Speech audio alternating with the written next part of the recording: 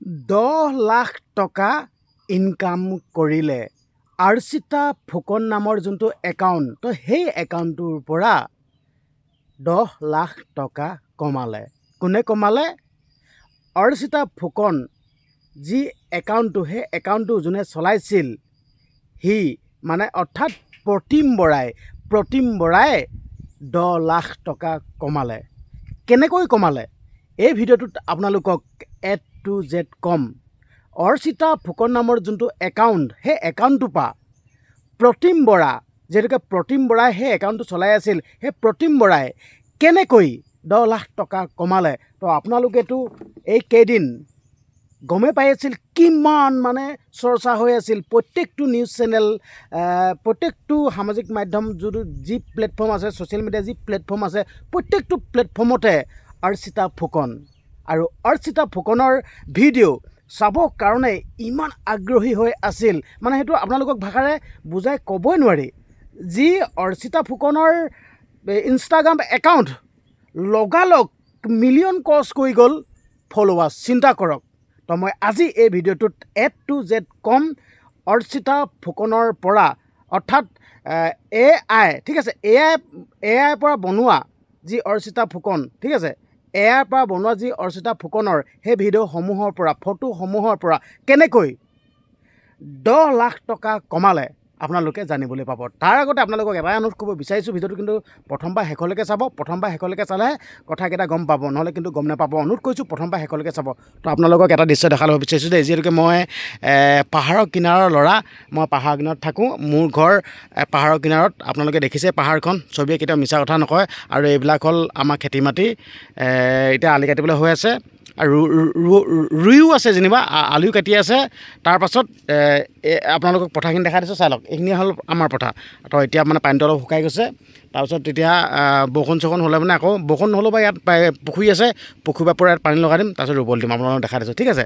তো এতিয়া এটা কথা ক'ব বিচাৰিছোঁ দেই, মই আপোনালোকক জনাই আছোঁ বাৰু 10 লাখ টকা কেনেকৈ ইনকাম কৰিলে। তাৰ আগতে মই দুটামান কথা কৈ লৈছোঁ। আচলতে বৰ্তমান সময়ত এয়াই কি কৰিব নোৱাৰে। আমিতো প্ৰথমতে অৰ্চিতা ফুকন নামৰ যিগৰাকী ছোৱালী, আমিতো যি নিউজত দেখি থকা মতে মানে সকলো ৰাইজে হয় বুলি ভাবি আছিল, কিন্তু এতিয়াহে আমি গম পালোঁ যেন এইটো AI বনোৱা ফেক এগৰাকী অৰ্চিতা ফুকন। কিন্তু অৰ্চিতা ফুকন নামৰ এগৰাকী অৰিজিনেল মানুহো আছে, সেইগৰাকী বিবাহ পাশত আবদ্ধ এগৰাকী বোৱাৰী। কিন্তু সেই বস্তুটো এতিয়া নিউজত পোৱা মতে অৰ্চিতা ফুকন নামৰ যোনগৰাকী বোৱাৰী, সেই বোৱাৰীগৰাকীও মানে আগতে গাভৰুতে মানে এজন বয়ফ্ৰেণ্ড আছিল, ঠিক আছে, প্ৰতিম বৰা নামৰ এজন বয়ফ্ৰেণ্ড আছিল। তো সেই বয়ফ্ৰেণ্ডজনৰ লগত মানে কিবা কাৰণত আৰু ধৰি লওক ব্ৰেকআপ হ'ল, আৰু ব্ৰেকআপ হোৱাৰ কাৰণে তো এতিয়া প্ৰতিম বৰাই আৰক্ষীক কোৱা মতে অৰ্চিতা ফুকনক হাৰেছমেণ্ট দিবৰ কাৰণে এইখিনি কৰিলে বোলে। হাৰেছমেণ্ট, চিন্তা কৰক। গাৰ্লফ্ৰেণ্ড বয়ফ্ৰেণ্ড আছিল, ব্ৰেকআপ হ'ল, ব্ৰেকআপ হোৱাৰ পাছত অৰ্চিতা ফুকনক হাৰেছমেণ্ট দিবৰ কাৰণে AI দ্বাৰা ভিডিঅ' বনালে, AI দ্বাৰা ফটো বনাই হাৰেছমেণ্ট দিবৰ কাৰণে এনেকুৱা কাম কৰিলে প্ৰতিম বৰাই। চিন্তা কৰক, মানুহৰ মানসিকতাবিলাক কেনেকুৱা, চিন্তা কৰক।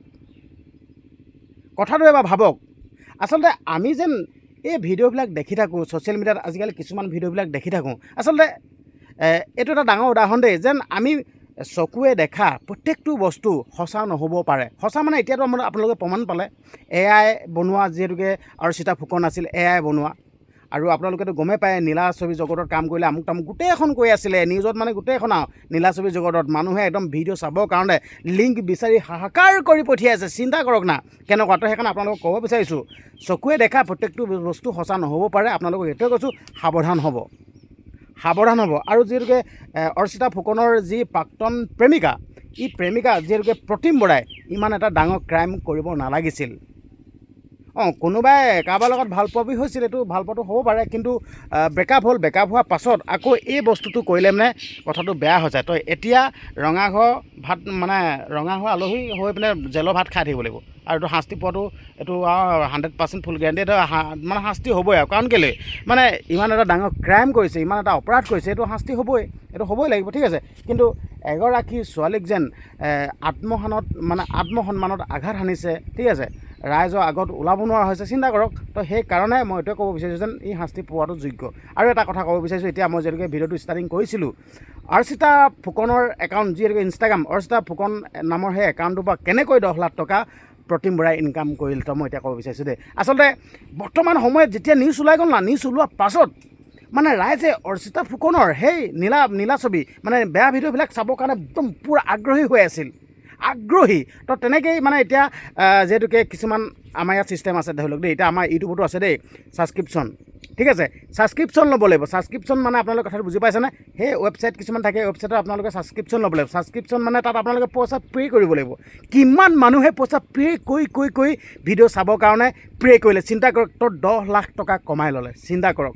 তো সেইকাৰণে আপোনালোকক ক'ব বিচাৰিছোঁ, এনেকুৱা কিছুমান নিউজ ওলালে প্ৰত্যেকটো নিউজ আপোনালোকে বিশ্বাস নকৰিব, চাই ল'ব কোনটো নিউজ বিশ্বাস কৰিব লাগে, কোনটো বিশ্বাস কৰিব নালাগে। কিন্তু এতিয়া অৰ্চিতা ফুকনৰ এইটো একদমেই সম্পূৰ্ণ এটা AI দ্বাৰা বনোৱা আছিল, ঠিক আছে। কিন্তু আৰক্ষী প্ৰশাসনে এতিয়া গ্ৰেপ্তাৰ কৰিলে প্ৰতিম বৰাক, আৰু গম পালে যেন এইটো ডাইৰেক্ট AI বনোৱা, আৰু মুখো খুলিছে যেন এইটো এটা হাৰেছমেণ্ট দিবৰ কাৰণে আৰু শেষত গৈ পিনে ধন ঘটিবৰ কাৰণে, ঠিক আছে। কাৰণ কেলৈ প্ৰথম হাৰেছমেণ্ট দিবৰ কাৰণে আৰু পাছত মানে এনেকৈ পইচাটো পাই গ'ল নহয়, পইচা ইনকাম কৰিবৰ কাৰণে এই বস্তুটো কৰি ল'লেগৈ, ঠিক আছে। আৰু এতিয়া আপোনালোকক মই এটা কথা ক'ব বিচাৰিছোঁ, এনেকুৱা কিছুমান নিউজবিলাক আপোনালোকে প্ৰত্যেকটো নিউজ পটককৈ বিশ্বাস কৰি নল'ব। মানে আজিকালি আৰু AI দ্বাৰা কি কৰিব নোৱাৰে, একদম বৰ বেলেগ ধৰণে গতি কৰিছে দেই।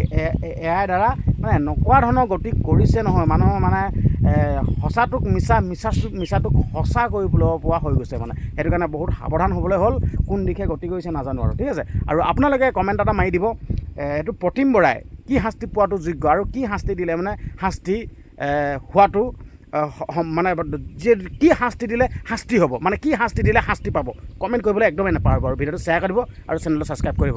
আৰু দ্বিতীয়টো ভিডিঅ'ত মই বনাম যেন প্ৰতিম বৰাই, ঠিক আছে, প্ৰতিম বৰাক কেনেকৈ আৰক্ষীয়ে মানে ধৰা পেলালে প্ৰতিম বৰাক, ঠিক আছে।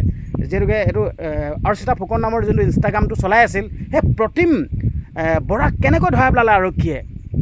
কয় নহয়, চোৰ যিমানে বুদ্ধিয়ক নহওক কিয় এটা প্ৰমাণ থৈ যায়। তো কি প্ৰমাণ থৈ গ'ল, কেনেকৈ ধৰা পেলালে, মই দ্বিতীয়টো ভিডিঅ'ত কৈ আছোঁ, আপোনালোকে চাবলৈ নাপাহৰিব, চেনেলটো ছাবস্ক্ৰাইব কৰি দিব। ধন্যবাদ।